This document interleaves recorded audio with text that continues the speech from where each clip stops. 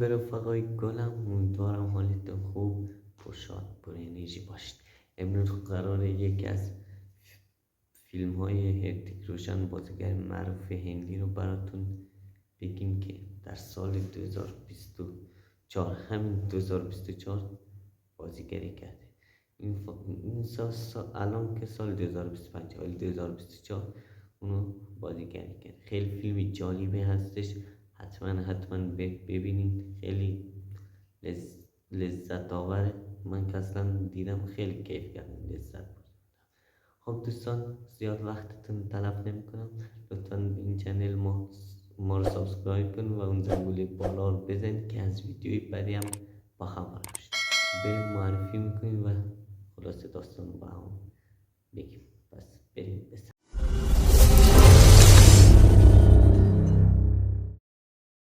فیلم جنگنده، محصول سال 2024.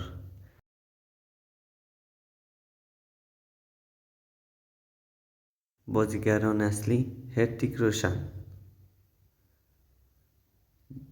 دیپیکا پادوکونه.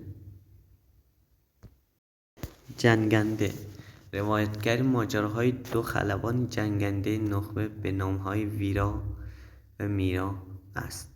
این دو خلبان در مأموریت خطرناک و مرگبار قرار می‌گیرند.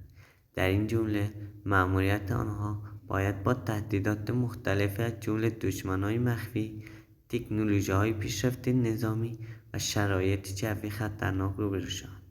ویرا و میرا با توجه به تخصص تجربهشان باید با همکاری و هماهنگی این تهدیدات را دفع کنند و مأموریت خود را با موفقیت به پایان برسانند.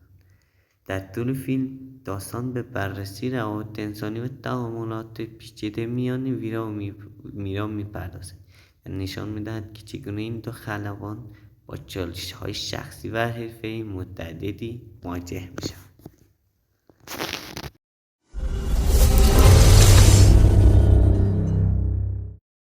خب رفقای گلم، امیدوارم از این ویدیو لذت برده باشید. امیدوارم که هر جای دنیا باشید حالتون خوب باشه. برید حتما این فیلم رو ببینید. خیلی فیلم هیجان انگیز، عاشقانه و اکشن هستش. خب دوستان، زیاد وقتتون رو نمیگیرم، لطفا این چنل ما رو سابسکرایب کنید و اون زنگوله بالا رو بزنید که حتما از ویدیو بعدی با خبر باشید. حتما نظرتون تو کامنت ها برام بگید. اگه مثلا کدام فیلمی هم شما به ذهنتون میاد که هرتیک روشن تو این سال بازی کرده رو بزنید که بریم معرفیش کنیم به دوستان دیگه. پس امیدوارم از این ویدیو لذت برده باشید. تا ویدیوی بعدی، خداحافظ.